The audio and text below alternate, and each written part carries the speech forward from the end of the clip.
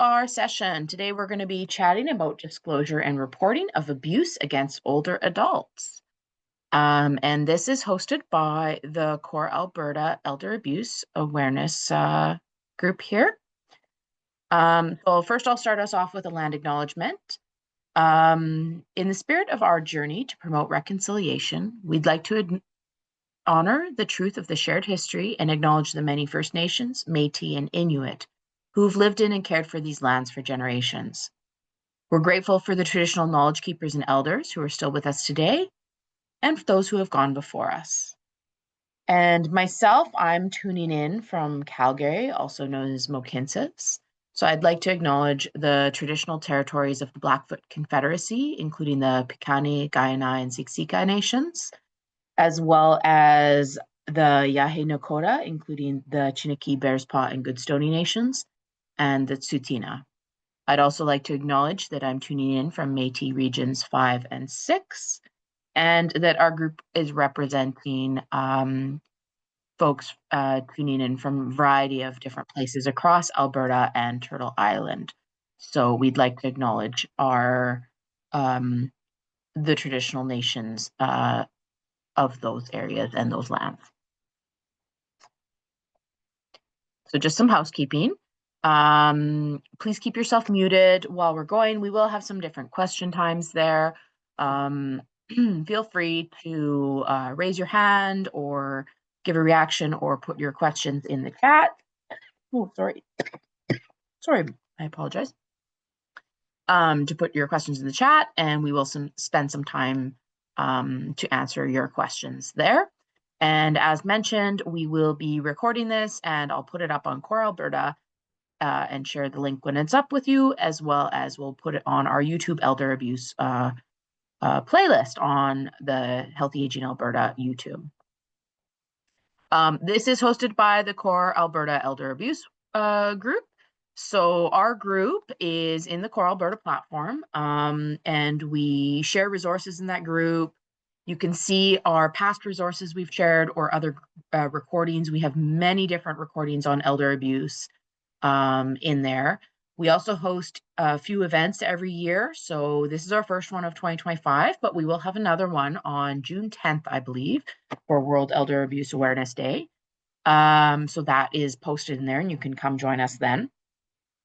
You can also post a discussion topic if you would like, and chat with others across the province on elder abuse related issues, as well as message others directly in the group. So we encourage you to come join us in that space to keep the conversation alive or share resources and content that you are working on.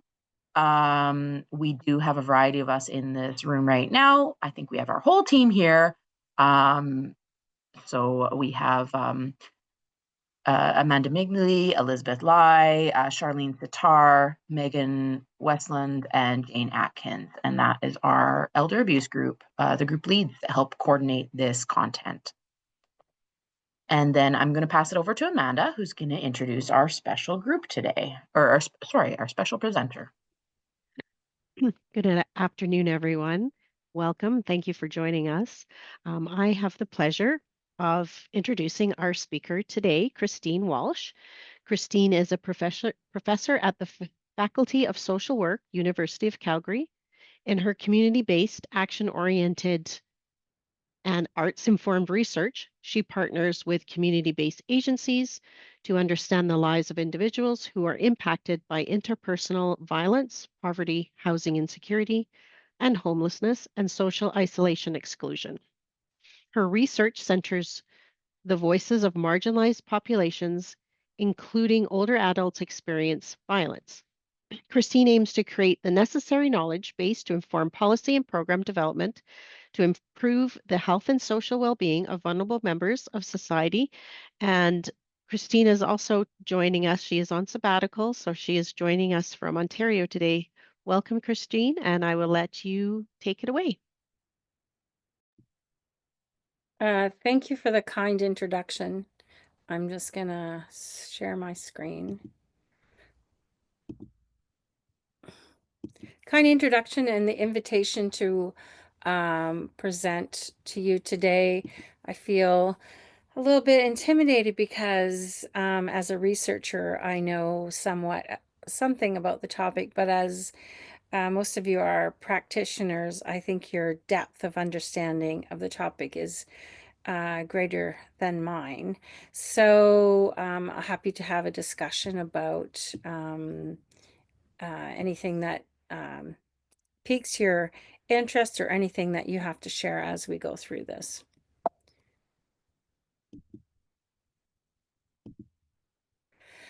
So I won't, the work was done. I'm a researcher at the Faculty of Social Work at the University of Calgary. So again, the research is from Treaty 7 and Métis region or Mohkinstsis, which was already acknowledged. But I'm coming today from the Dish with One Spoon Wampum Treaty, which is in Hamilton, Ontario. And I think it's important for all of us to think about the lands that we're living on, mostly as settlers, and the relationship we have with the first people who have lived and cared for this land for a long period of time, and in relationship to the work that we do about elder abuse. We know that First Peoples are sometimes vulnerable for various things because of long histories of colonization. So understanding them in relationship to the land that we live on, but also in relationship to the topic that we're going to be discussing. So, as everyone in this session knows, that the Canadian population, in line with most other countries in the world, is aging and aging at an unprecedented rate. According to the 2003, the most recent statistics that we have, there's almost 19% or 7.5 million Canadians are 65 and over. And along with the other wonderful things about having population aging, so there are some negative things, and one of those is the abuse of older adults is expected to rise. And for the past a few decades, we and the World Health Organization has recognized elder abuse as a public health crisis. And having lived through the COVID-19 public health crisis, we know that the COVID-19 disaster, plus other disasters which are also increasingly occurring, places older adults at particular risk for lots of things, but also risk for interpersonal violence. And feel free to ask questions as we go along. You'll have to interrupt me. So I feel like I'm speaking to people who already know this for sure, but the World Health Organization, which is probably the definition that we most use for elder abuse, just defines it as a single or repeated act or lack of action occurring within any relationship where there is an expectation of trust, which causes harm or distress to an older person. This type of violence constitutes a violation of human rights and includes physical, sexual, psychological, and emotional abuse, as well as financial and material abuse, abandonment, neglect, and serious loss of dignity and respect. So how common is it? Well, the answer is we really don't know. Our data is about 10 years old, and a 2017 study based on 52 studies in 28 countries from diverse regions, including low and middle income countries, estimated that about 16% of people aged 60 years of older were subject to some form of abuse. And you can see the age cutoff for defining what's elder abuse also changes. So this is 60 Some countries use 65 because that's the age where some folks get old age benefits. But other populations, we talk about even as young as age 50 if they have particular vulnerabilities. In Canada, the most recent estimates are from 2015, and it said that about 8% of older adults have experienced abuse in the past year, and most common is physical abuse, followed by emotional abuse, financial abuse, and there's a smaller minority of folks who are sexually abused or neglected.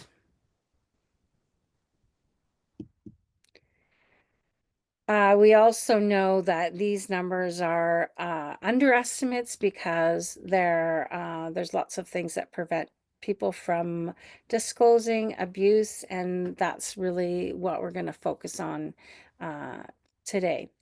So people are interested in knowing what causes abuse, and abuse is caused by factors which occur on very different levels. So this slide is depicting factors that occur on the individual level. That means things that have to do with the person themselves. So if the older adults has a functional dependence or disability, they're at heightened risk for experiencing elder abuse.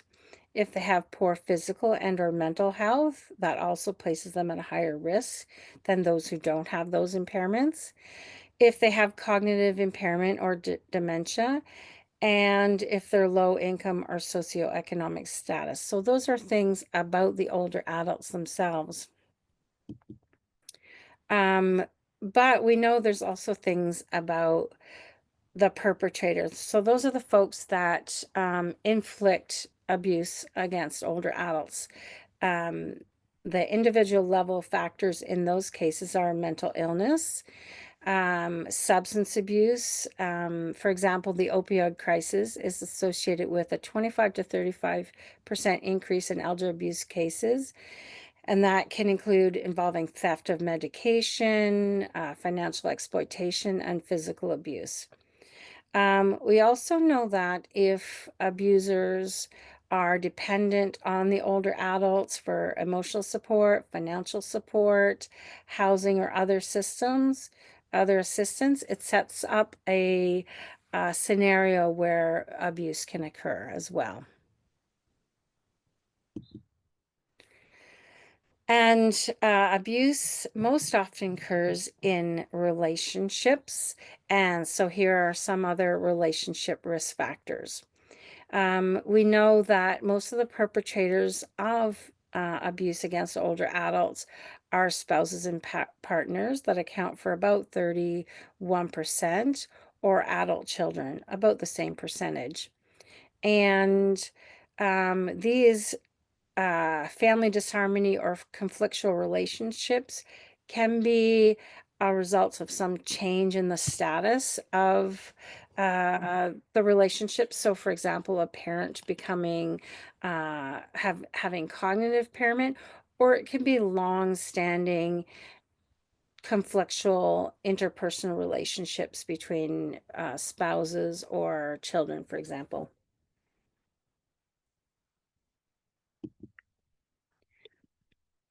But what I'm particularly interested in is what we do know from the literature, that a great deal of elder abuse goes unreported. And so the cases that you are seeing at your agency are really the tip of the iceberg. So less than 1/3 of cases of abuse against older adults get reported to authorities.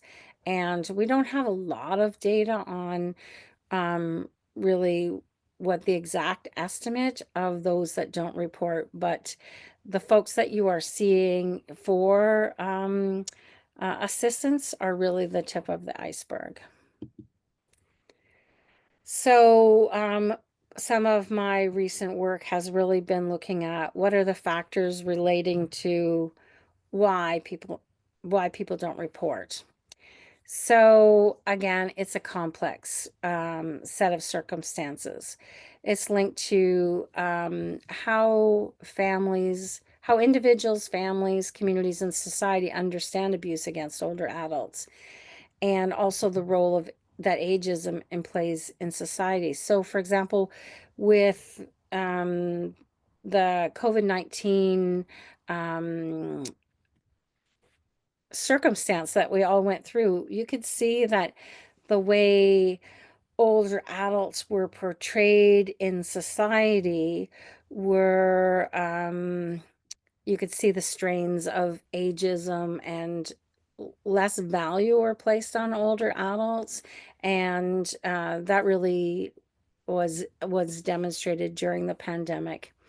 Here's a quote that says, that gives an example of why older adults might be reluctant to disclose. And if you think back about who's perpetrating abuse against older adults, again, it's very close family members. So older people who are being abused by their adult children may be reluctant to seek help due to their fear of adverse consequences for their adult child. The parental bond frequently prevented participants from speaking to others, asking for help, or enacting the advice provided to them. Shame and stigma surrounded the reporting of elder abuse committed by adult children needs to be addressed. So I don't know if I'm sure you've seen this in your own professional practice, that disclosures come about after a long time and in a relationship of trust with your clients. So some of the factors that are related to underreporting are actually difficulty naming abuse. So as professionals, we have an understanding. We go back to the World Health Organization, and we have an understanding what abuse is. But I think sometimes older adults think, well, something's not quite right, but I don't think it's quote unquote abuse. And as the quote mentioned before, fear of negative consequences for the abuser, for themselves, or it was not the perpetrator's fault. Feelings of self-blame. Well, it must have been the older adult that was provoking the violence, just as we know from other forms of interpersonal violence. And also the great feelings of shame and embarrassment. This is not what's depicted in how families are supposed to relate to their older adults. They also do not want law enforcement involved for many reasons. They have a negative perception of police involvement, law involvement, and what can do for themselves and for their families. And some research suggests that mandatory this is research that's done with service providers, and they say that mandatory reporting does not ensure victim safety. So one of the big pushes is to get reporting, but there's a lot of concern around reporting, in that does it do more harm than good. Some research supports that service providers lack appropriate training and resources.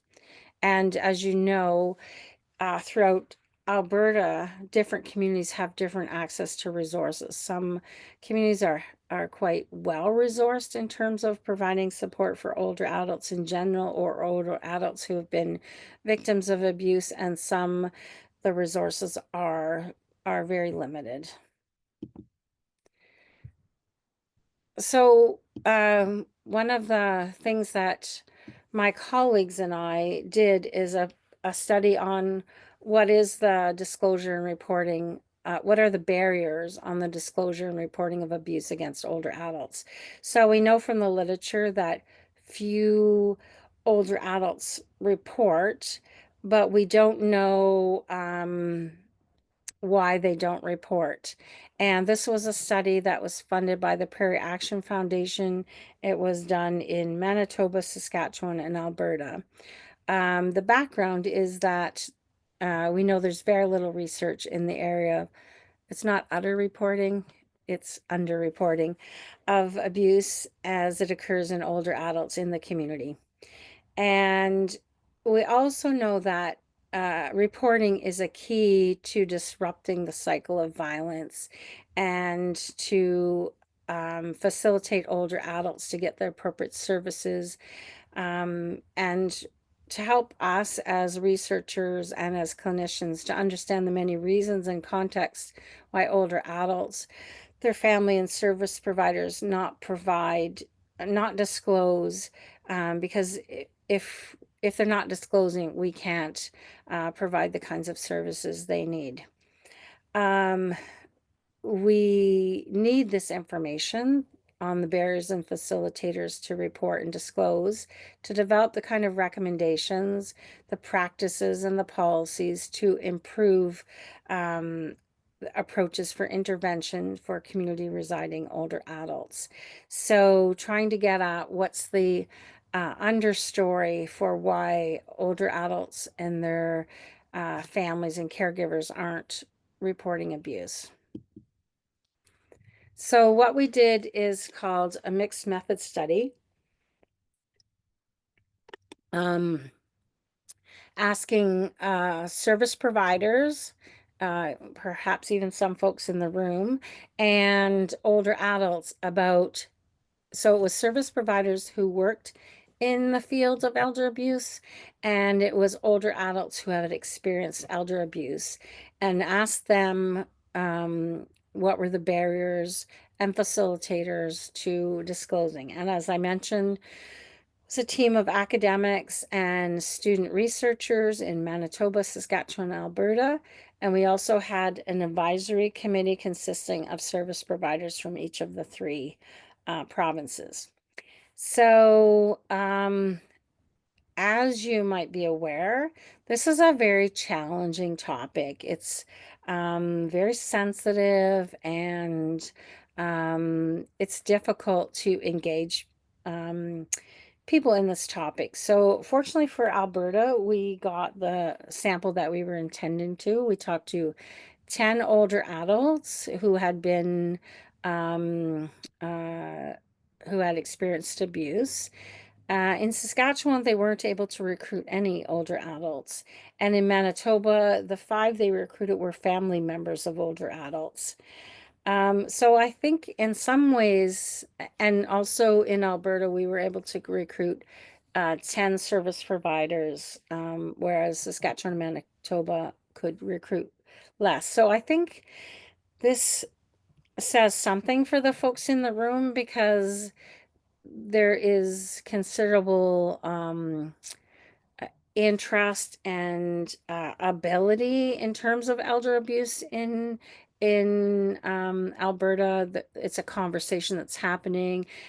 We could have certainly recruited more service providers and more older adults because there was the interest, but that was the sample that we needed. So I think that goes well to the core group and the folks that are in the room, that you are raising awareness of this important topic. So what are some of the findings of the study? So as we talked about earlier, the barriers also occur on those individual levels. So there's issues with naming abuse. So while we as researchers and you as clinicians use the words abuse, elder abuse, interpersonal violence, very commonly older adults highlight the need for more nuanced language. They don't like to refer to their situations as being one of elder abuse, and they suggested difference in terminology, and that even the term, if you're approaching older adults saying, have you been abused? Have you been experienced violence? And it's a barrier to disclosure, particularly when the definitions between the service provider and the victim of abuse do not match. So here's a community worker explaining. Generally speaking, I don't like to use the word abuse, only because if someone is experiencing it, to put a label on something quickly they often become much more defensive. So often we will talk about things that are hurting you, or things that make you feel uncomfortable? Or have you had a situation where someone did something you didn't feel was quite right? So I'm just going to put it out to the room to ask, is that your experience when you engage with older adults, when you engage with clients? What kind of language do you use, or what kind of language do you hear from them? Does anybody want to comment, or comment in the on the mic or in the chat? Oh, I'll comment on the mic instead.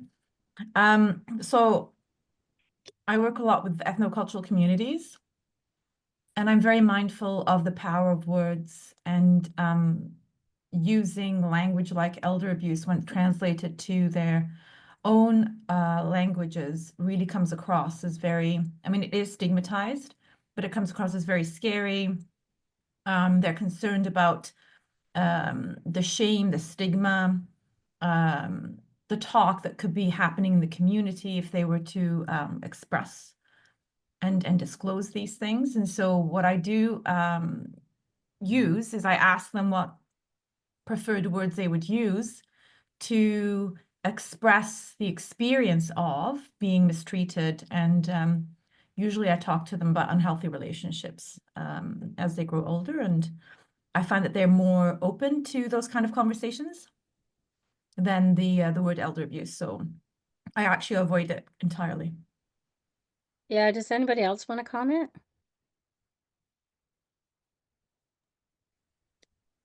I think somebody said something in the chat. Yeah, so Amanda had mentioned that she would ask, do you feel safe, as a better way to engage?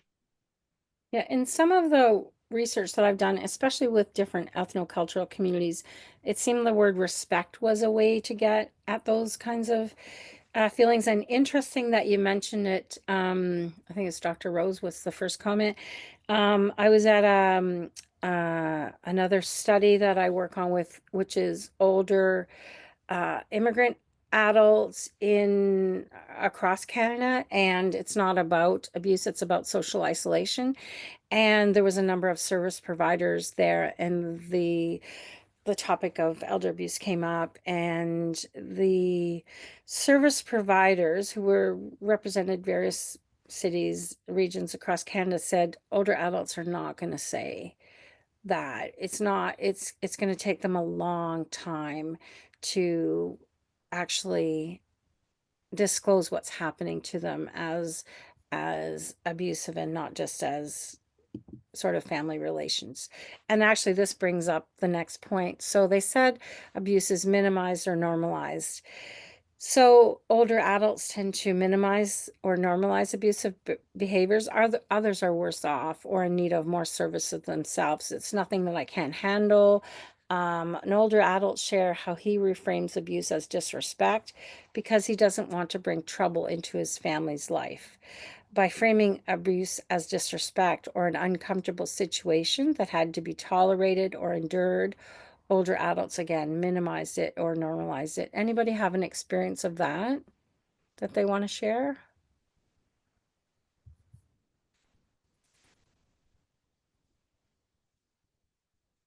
Either coming to the mic or in the chat. I can certainly relate to what you just said, Christine. I had a gentleman not too very long ago who was referred to us by a neighbor, and it was very similar to what you've just you just referred to here. The culture within the family was from the outside, people would label it as abusive behavior, but from the inside, from the family, not just from the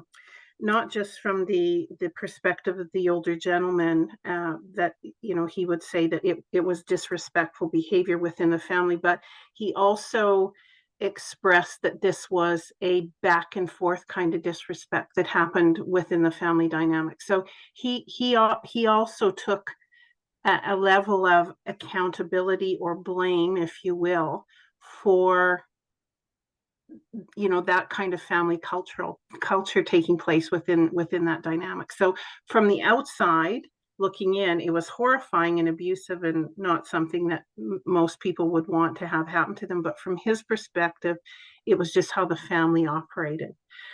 So that this is an ongoing conversation that I'm having with this gentleman and getting to know him better and trying to figure out what his threshold is for that disrespectful behavior, and is there a point from his perspective that it shifts from disrespect to it tips the scales to that abusive behavior. So just really getting to know him better and figuring out what he thinks abuse even looks like, I think, is the strategy I'm using with him, but very similar to what you're saying here. Yeah, and actually you're getting to one of the recommendations, and I think, you've solidly talked about developing a relationship and a really trusting relationship where the older adult feels comfortable actually explaining their situation and explaining what their needs and wants are. And we'll see that, I think, one of the recommendations further in the study. So another factor on the individual level is social isolation. It may place older adults in a vulnerable position as they do not have anyone to discuss their situation with, or they feel who cares about what they're going through. So in the study, an urban dwelling older woman commented, "I didn't realize it at the time, like everything was going on, really, because the perpetrator, was keeping me away from people. I couldn't talk to anybody since he was always around." And think about this being exacerbated by people whose first language is not English or French and may have lost their cultural community by immigrating to Canada, and have lost those kinds of connections where they would have someone to talk to. I don't know if anybody wants to comment from their if they've had experienced this situation.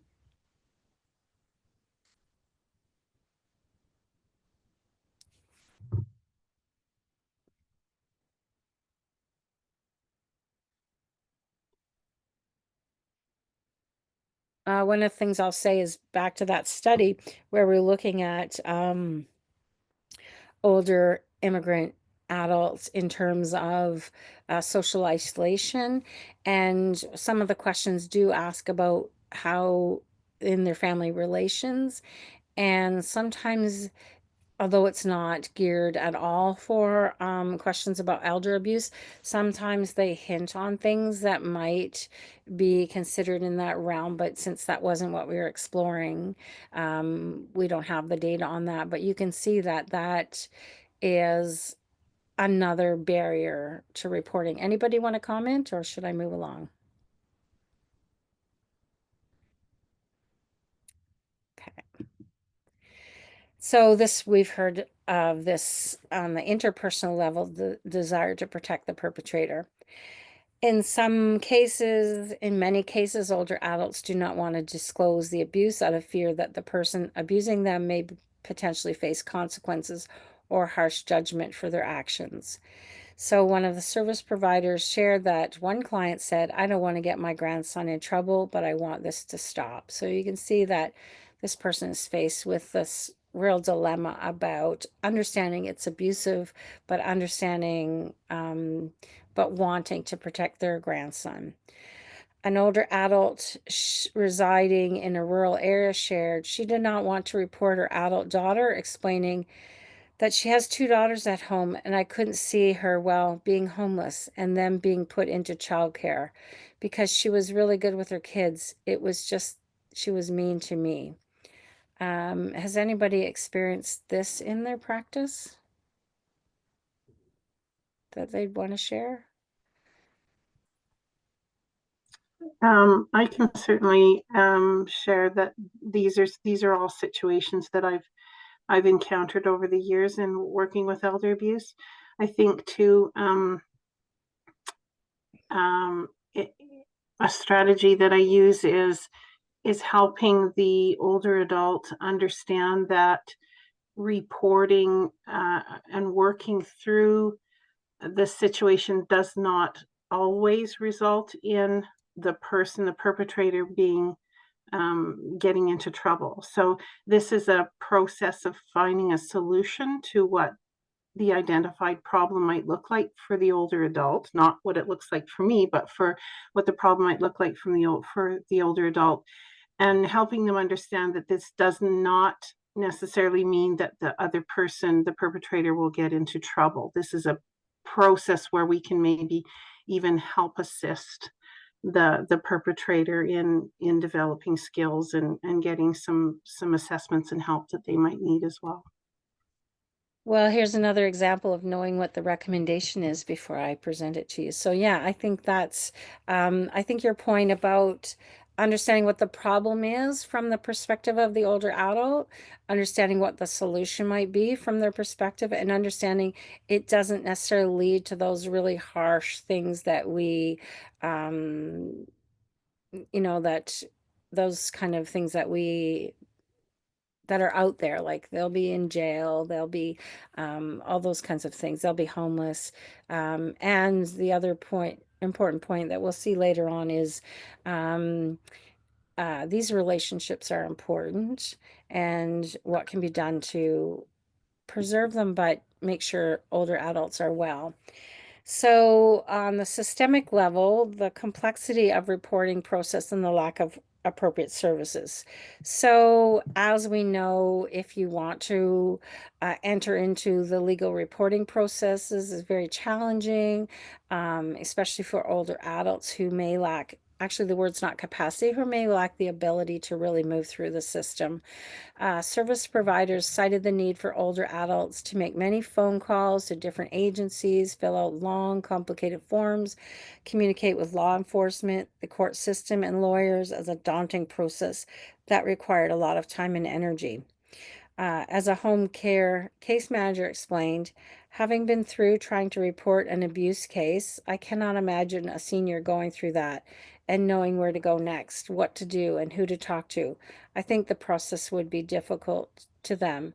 Has anybody walked through having an older adult report to the legal system and encountered this process?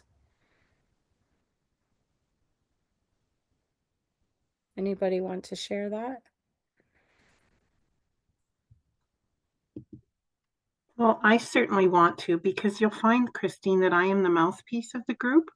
And so I do welcome other people to share their experiences here, but this does really resonate with me. And I just want to kind of go back to some verbiage that you used, was that it's not about lack of capacity, because we sometimes get really hung up on whether or not that senior has the capacity to make their decisions, yada yada yada yada, which absolutely is a piece of this puzzle. But looking at their lack of ability they may have to navigate. So they may have capacity, they may be sharp as a tack, but they may not have the confidence and the socioeconomic status, if you will, to be able to figure out how to work through the process of finding a solution. So I love that verbiage that you use, and I just want to say that I did have a case a number of years ago of an older adult female who actually went before the courts on her own, before the judge, to try and get her daughter assessed or apprehended under the Mental Health Act. And the judge told her that she was just a terrible mother. And the problem was that she was a terrible mother, and she needed to go back and figure out how to mother the adult daughter better, which was heartbreaking on so many levels for her. So yes, absolutely have seen this, and thank you for the wording that you've just highlighted here. It's great. Yeah, and I think your comment also, or the situation that you shared also shows like other forms of interpersonal violence, there's lots of myths out there and there's lots of lack of understanding. So even among people who are supposed to know, like judges and things like that. So and I think the older adults in the study are going to comment on that in a bit. So the other thing is fear of loss of relationships. So if you think about your spouse, your children, your grandchildren, these are among the most meaningful and significant relationships, and loss of those by reporting an abusive situation was deemed very detrimental. So an urban social worker explains, so I think that at times that is probably one of the biggest barriers that we do have to overcome, right?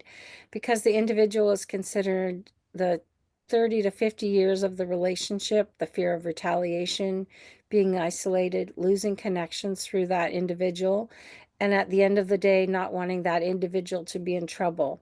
I find is by far one of the biggest things that we've had to work through with clients. And I remember in other studies, older adults telling me about the fear of losing access to grandchildren, and the fear of the loss of relationships, because sometimes they're not just emotionally dependent on those family members, abusive family members, but they're dependent on other areas as well. Is there anyone else that wants to talk about a case where the loss of relationship was paramount?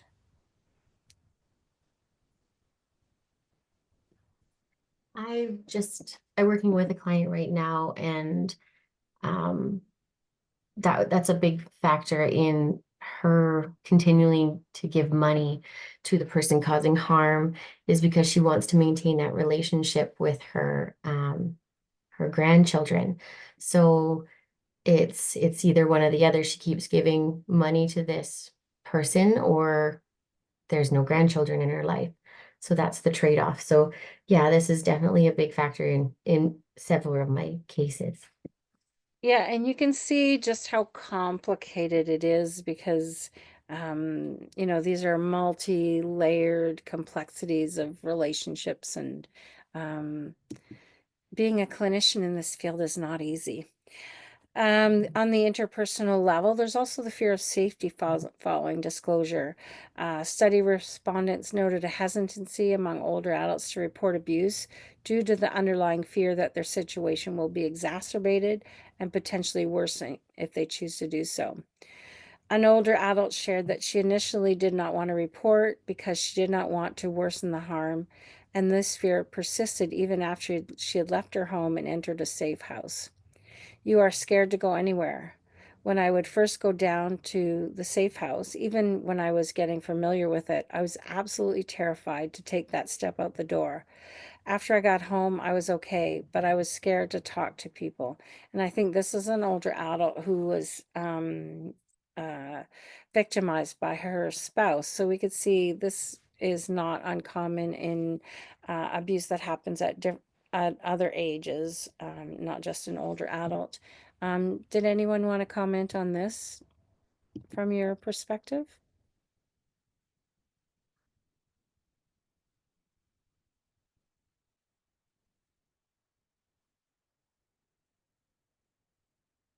Okay. Anyone? Can I add another fear that I have come in contact with from older adults is fear of losing their independence. So it's not just, and going back to the social isolation thing that you were talking about earlier too, I find that some older adults are fearful to disclose because they don't want their lives disrupted in the form of, somebody now making the decision to put them in care. So that's a huge fear factor for people too occasionally. Right. Yeah. And yeah, that's commonly that they might lose their home. They might have to go into care, those sorts of things. So what are the facilitators to disclosing being in an abusive relationship? And I think I can't remember who commented, but one of the someone earlier commented, trusting relationships. Having a supportive, non-judgmental, trusting relationship with a service provider or informal support person played a pivotal role in disclosing or reporting abuse. And these relationships, as you well know, take sometimes a lot of time to develop. An older woman who fled violence and emphasized the importance of having an empathetic service provider. The service provider has been the first person that has been more than understanding of where I'm coming from, of my condition, and of my views, and the first one that actually has been very understanding. Well, I certainly feel stronger in like moving towards winding away to fix the situation. So this person really, this older woman talks about sort of the length of time, not the length of time, but having the develop the kind of trusting relationships where she can actually see a solution to her problem. Does anyone else want to share about maybe the extent of how long it took in a relationship to have a disclosure and to move forward in terms of supporting an older adult?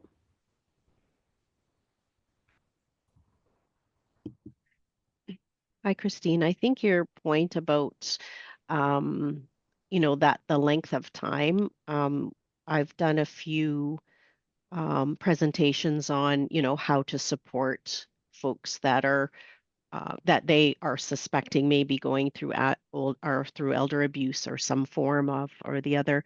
And it's also from the person that's trying to support them, they struggle with how long it's going to take. They expect that once they know it's and they've kind of, had that discussion with somebody, they want them to be able to just go and do it and it be done with. And that's the thing that I find hard is explaining to people that this is not a quick fix. This is, you are just being a friend to that person and maybe all you're going to be doing is listening. And yeah, that's not what you want, but that is all you're going to get for, it could be a long time. So I think it's from the other side too is, how do you help people who are supporting those that may be experiencing abuse, and how do because it's not a quick fix. Yeah, that's a really good point. And I think one of the things that we should be doing as people who want to create awareness and create support is really what you've just said, is understanding that being there in that supportive role might not mean that anything is done right away, and it might take a long time, and that they're still doing a really important job in supporting their neighbor, their friend, their family member. But yeah, that's a good reminder for us. So, and I know other folks have touched on this, but autonomous decision making was noted as an important facilitator to support disclosure and reporting. So, service providers' recognition that older adults can and desire to make their own choices based on their own concerns, priorities, and wishes was an important facilitator for disclosure. And so, as other folks in the room have mentioned, it's not necessarily what you as a service provider would deem the optimal pathway forward, or you even a non-professional friend supporting an older adult experiencing abuse, but really making sure that they move along in ways that support their own autonomy in decision making. A rural seniors advocate discussed their approach to supporting older adults in coming to their own decision, trying to remain non-judgmental and keep reminding them that they have choices, they have options. When they're ready for that, there's support to help them. So similar to what was mentioned by our previous person. I'm sorry, I don't have your names because they're all flashing, but that, taking the time to allow the older adults to make the decisions when they're ready to make those decisions. So the interesting thing is that we did find some differences in between what service providers were saying and what older adults were saying. These to me were super interesting because I think both sets of people, both groups of people think they know what's going on with the other. So, but there were 5 key differences. So service providers, um, uh, service provision and awareness. Although service providers suggested that older adults are not reporting abuse due to a lack of awareness of available resources, older adults stated that they know about and accessed available supports, but felt they were met with unprofessionalism or that the service did not adequately address their specific needs. So I think there are, if you think about, these are older adults who came forward, who had experienced abuse and it came forward to be a part of the study. So they would be older adults who had accessed the resources. So I think both of these sets of folks are right. There are a lot of older adults who don't understand what elder abuse is and don't understand the resources. But even among those that do, they say there's problems with those resources. They don't adequately meet their needs, or that the people that are working in the resources aren't how they defined professionalism. Number 2, there was a lack of confidence in services. So older adults lack confidence in the available services that created barriers to help seeking. They expressed concern about the lack of follow through when they chose to disclose, skepticism about the effectiveness of reporting, and a belief about service providers' lack of training and professional skills. It's pretty harsh judgment, but I think many of you in the room will know that the process takes a long time. They don't always get the solutions they desire, and so some of that would be seen as the inability of service providers. Number 3 is the lack of evidence of abuse. Well, service providers did not it wasn't a barrier for service providers, the lack of physical proof, but for older adults, they thought if there's no physical abuse, if there's no proof, physical proof that they've been abused, then it might not have occurred or they might not be believed. So I think similar to what we probably thought historically about other forms of abuse is, that victims were lying or they wouldn't be believed. This is what older adults say they fear. There's also the concern about privacy. So older adult participants regularly alluded to the notion of privacy as a significant barrier in reporting and disclosing abuse. But this wasn't mentioned by service providers. So I think this suggests that service providers need to really focus on older adults, privacy concerns, and how to work with them and address them as they move forward.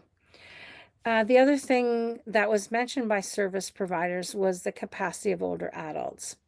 They frequently identified that older adults may not have the capacity or ability to disclose or report abuse, and but older adults in the study did not identify that as being a challenge. They did not raise that. And again, it might be both things are true, that for some older adults living in abusive situations, they don't have the ability or the capacity to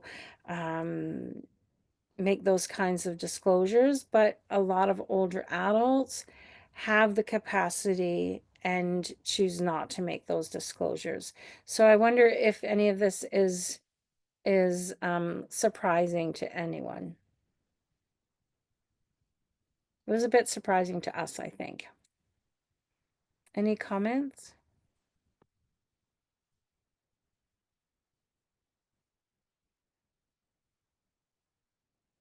Okay, I'm going to move. So here's some kind of summary statements. Although older adults in the study noted they were aware of elder abuse and supportive services, their understanding of the various types of abuse and processes for interventions call for further public awareness campaigns that create awareness of abuse, particularly directed at these aspects. So both of these things are true. For some older adults, they understand what abuse is, but for many older adults, they don't understand the nuances about abuse, especially things like physical abuse is easy to see, but other forms of abuse like neglect, financial abuse, those sorts of things are more nuanced. And so the work that you folks are doing in terms of creating awareness is critically important. Services directed at supporting older adults who have experienced abuse need to be staffed by trained, educated, and qualified service providers who can facilitate disclosure in a sensitive, non-judgmental, trauma-informed, culturally sensitive manner. Training should promote identifying and using common and relatable language, and it sounds like you develop those skills in your practice to help ensure clients feel heard in the disclosure process, receive services, and be provided with ongoing support and referrals as needed, and at a pace that more closely meets their needs. And those are sort of recommendations for the ideal world. I don't know what your caseloads are like, what resources are like, and if you can practice in the way that should be practiced, and in that with that sort of intention. Increase funding for elder abuse. So this goes to the last point, actually to the first 2 points, to create awareness and to provide really good services. Increased funding for elder abuse supports was identified by respondents who noted insufficient services, including a lack of emergency beds, suites for older adults fleeing abusive situations and requiring immediate assistance, an inadequate number of trained service providers in rural and remote communities, and increasing wait lists for services. In addition, more widespread training among general frontline services, healthcare, social service, and legal practitioners. So this speaks to the point that someone raised about a judge not even understanding the issues of elder abuse. So regarding the nature of abuse against older adults is warranted to promote disclosure. You must see in your own practices that when you get outside of people who specialize in elder abuse, there's a lack of knowledge or misinformation, and more training is warranted for professionals who engage with older adults. Some evidence suggests that many health professionals have insufficient awareness and knowledge of elder abuse. Interestingly, as an older person myself, the last time I've taken large sums of money from the bank, they've always asked me, who's it going to, and do I know that person, and that sort of thing. And at first I was struck by it, saying, wait a minute, it's my money. But then I realized, oh, okay, it's for prevention of financial abuse, and I actually thank them for doing that. So number 4, the complexity of abuse against older adults and the high rate of interfamilial abuse draws attention to the need for services directed at perpetrators of abuse. So this is what was mentioned by one of our colleagues earlier. Addiction, physical and mental health, anger management, housing, finances, caregiving support, etc., who are often family members or loved ones. This is particularly important as many older adults who experienced abuse live with the person who perpetrated it. Furthermore, supportive interventions should include training and resources for caregivers. So you face a little bit of pushback when you say resources are so limited, and that those resources need to be directed to the older adult victims of abuse, and then say, well, but we also need to have services and supports for perpetrators. But I think those of us in the room who understands the complexity of abuse and the complexity of those relationships know that in many cases, supporting the person who perpetrates abuse will, in the end, be also supporting the older adult. Post-reporting supports for older adults experiencing abuse are needed to assist older adults in rebuilding their lives after abuse and developing or restoring social networks and support systems. So next we're going to do a case study, and this comes from a collection of cases that we've seen in the research and in clinical work. And then I'll ask you questions. So Annabelle and her grandchild, she does not speak English, and while Annabelle is at work, she cares for William. She also cooks dinner every day and cleans house as much as she is able, including doing the laundry. She has no other relatives or family in Canada. When Annabelle comes home, she is frequently tired, which leads to irritation and frustration. One day she started blaming Grace for not budgeting well enough to make ends meet when she bought groceries for dinner. After a while, this escalated to verbal anger and accusations that made Grace feel scared. Her daughter angrily said, sometimes, didn't Grace miss the old country and want to go back home? Or that she wouldn't need to move to a nursing home if she became sick, or that she would need to move to a nursing home if she became sick. A few days later, calm would return and her daughter would apologize.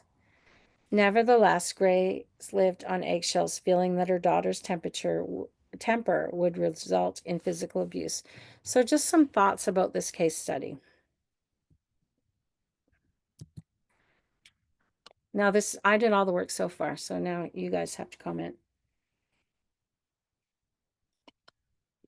I'm sure you've seen this in your practice.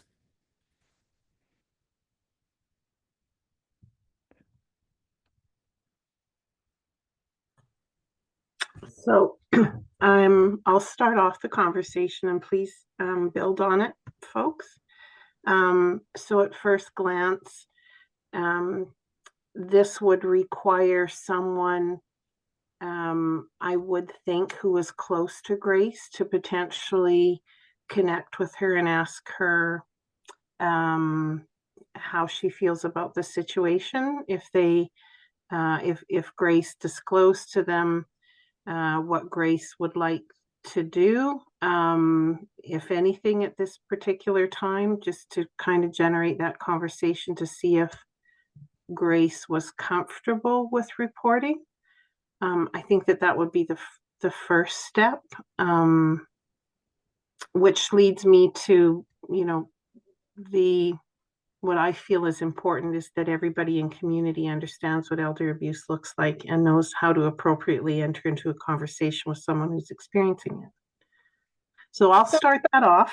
Okay, and then I'll ask, because we went through the risk factors, what are some of the risk factors in this case? So at the individual level, what's some of the risk factors for Grace? Well, I would say that she's living in isolation, the language barrier, just not being in a new country and not socially connected. And that the reliance that she has on her daughter is huge. If there's nobody else that she's connected to. Right. And are there any individual risk factors when it comes to Annabelle?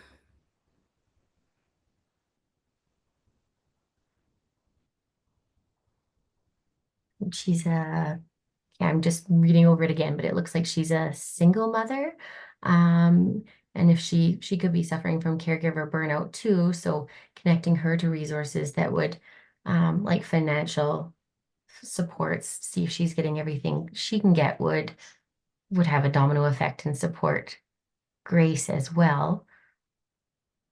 Yeah, it seems like she's struggling financially and, probably maybe working a lot. And so that's a challenge. What about on the interpersonal level between Annabelle and Grace? Anybody see any risk factors there?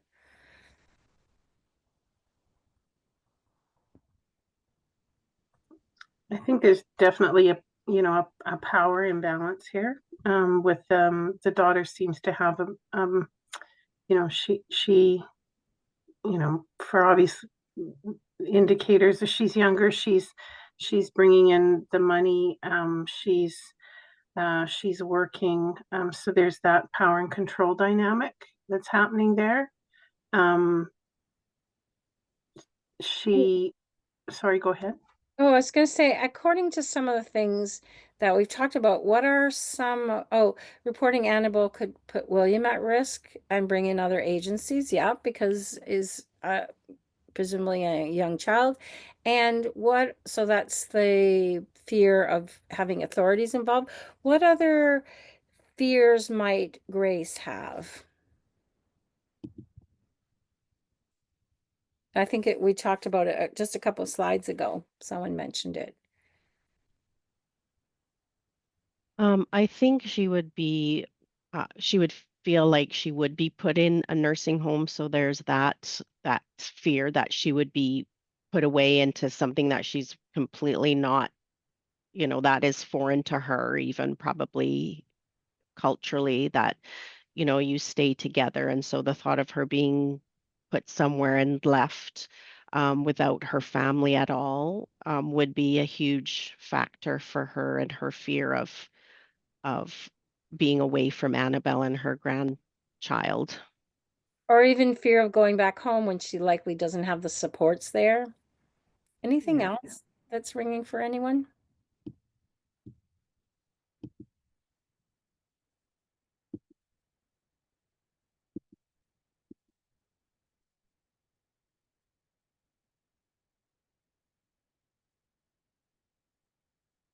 I'm trying to go back.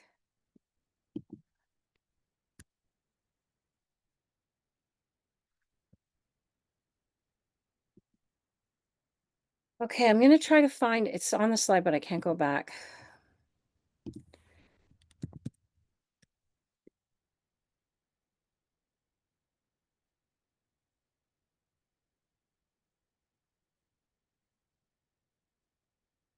Sorry, it was on the slide, this link, but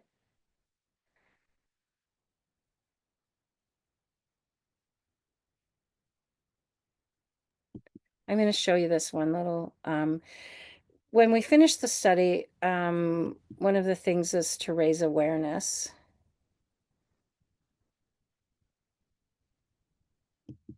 Oh, here it is here. I think I need to share my slide.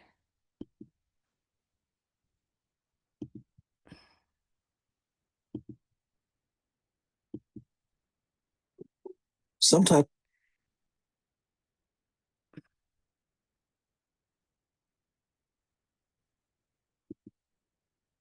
Okay, I found it. So now I'm just going to share my slide.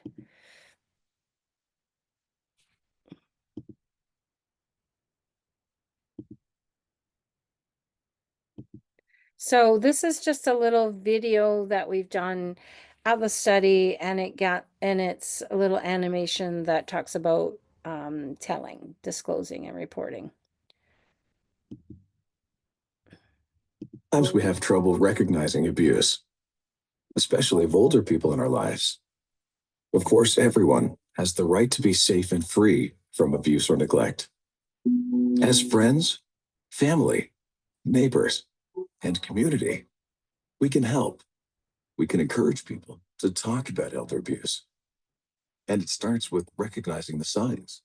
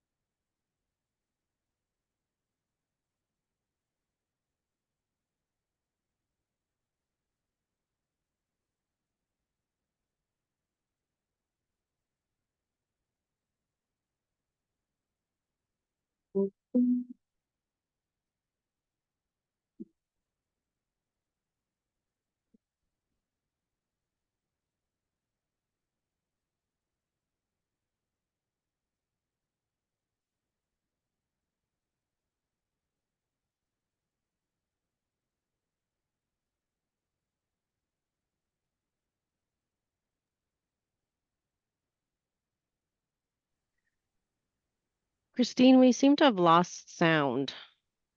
Oh,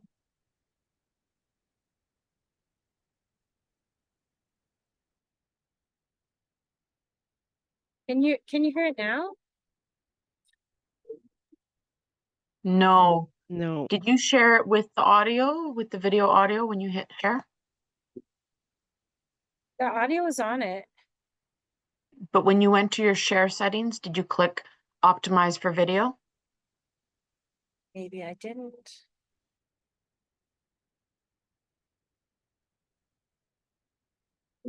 Okay.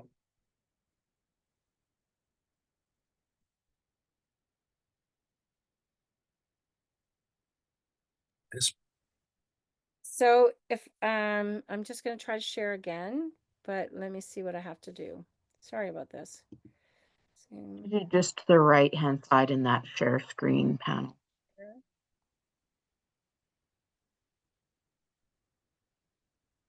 I don't see something that says optimize video.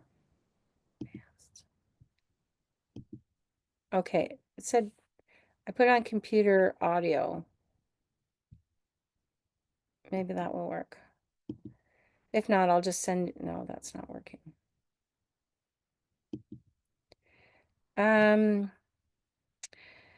Should I just put the link in so you can watch it on your own time? If you put the link in the chat, I can share it for you. Oh, okay, thanks.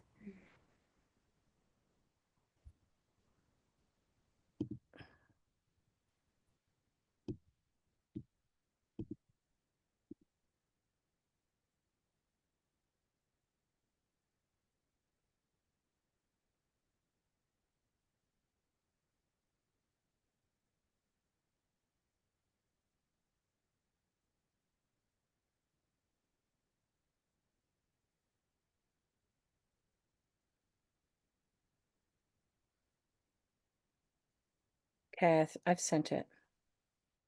All right, folks, sorry about Okay. this. We'll just get this going for you. It's just about 3 or 4 minutes, I think.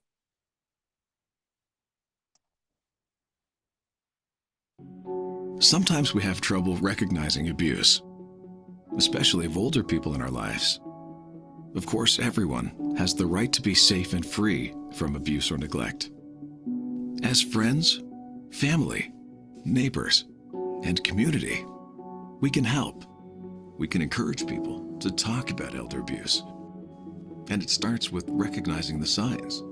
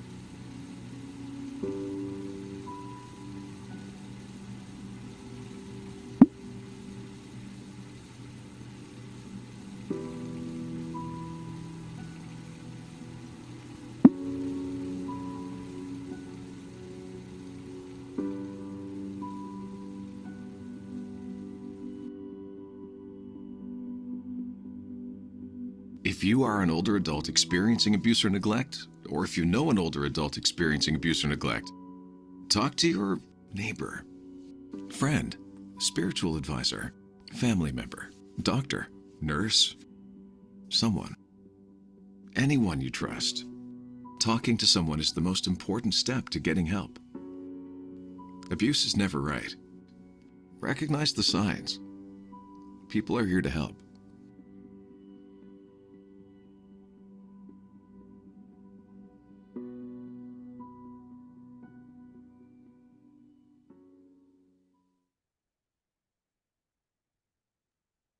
So that's it for the presentation. We do have a bit of time for comments or questions, and I just want to say thank you very much for doing a lot of the work in terms of providing your experience and your professional practice. It's most helpful.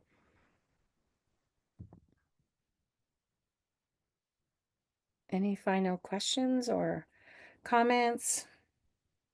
Anything surprising, or did it reinforce what you've know from your own practice?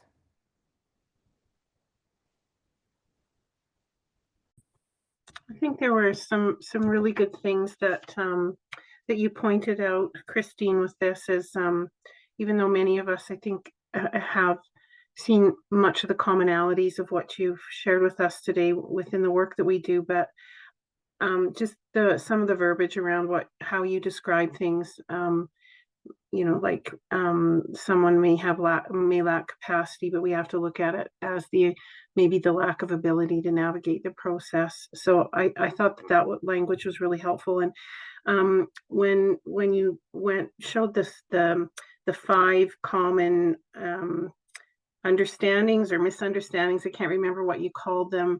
I thought that was really eye-opening, because often I can't speak for everyone else, but I often get frustrated with sometimes the barriers we have as service providers as well to find solutions, because we don't have the legislations behind us to take that extra step forward as well. And we kind of get stuck spinning our wheels too and explaining to the victim that, you know, there's only so much we can do to help. And so I certainly feel that frustration as a service provider as well. So, but my question is with this information that you found that's really good, is there something that you're doing more with this information? I mean, the recommendations I think are really phenomenal, and I think that it's what our people who are in power to make decisions about funding and stuff need to hear more of. Is there something that you're doing more with the information? So we've done what academics typically do. We wrote a couple papers, 3 papers for publication from the study, presented at lots of conferences, and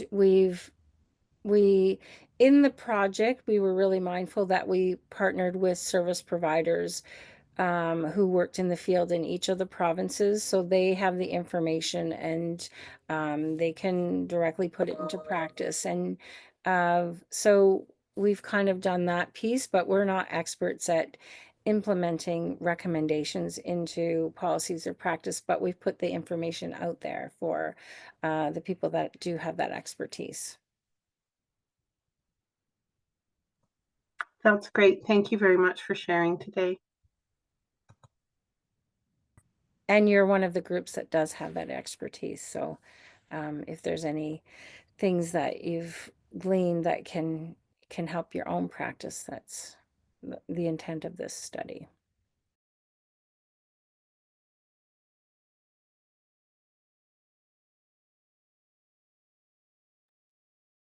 One of the things that I found is that with dysfunctional families and dealing with elder abuse, there's a real need to have mediators that are available to work with the families to maybe come to a better understanding between themselves instead of driving the families further apart.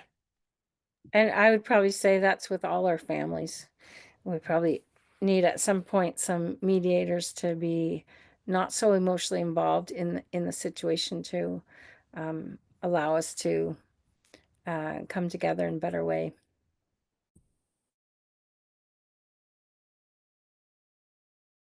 Any other thoughts, questions, or comments?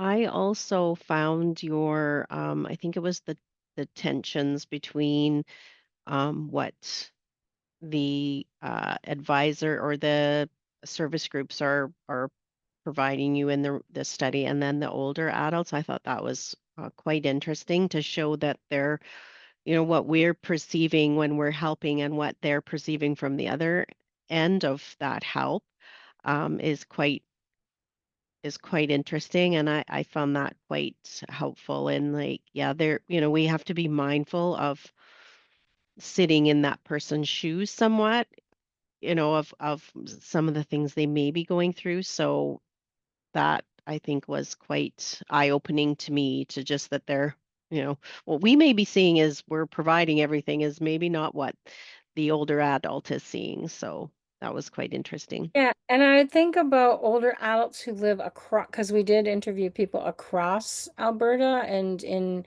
rural and remote and as well as urban settings. And you think of the kinds of resources they might be tapping into and the kinds of expertise the folks in those resources might have. It might be a lot more general kinds of experience than people who have, dedicated experience in elder.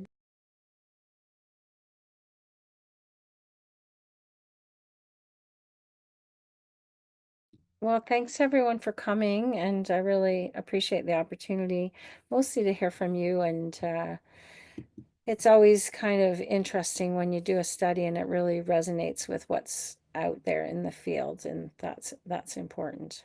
So thank you. Yes, thank you, Christine, on behalf of the group here for your wonderful presentation. We're really grateful to have your expertise here today and to lead this conversation.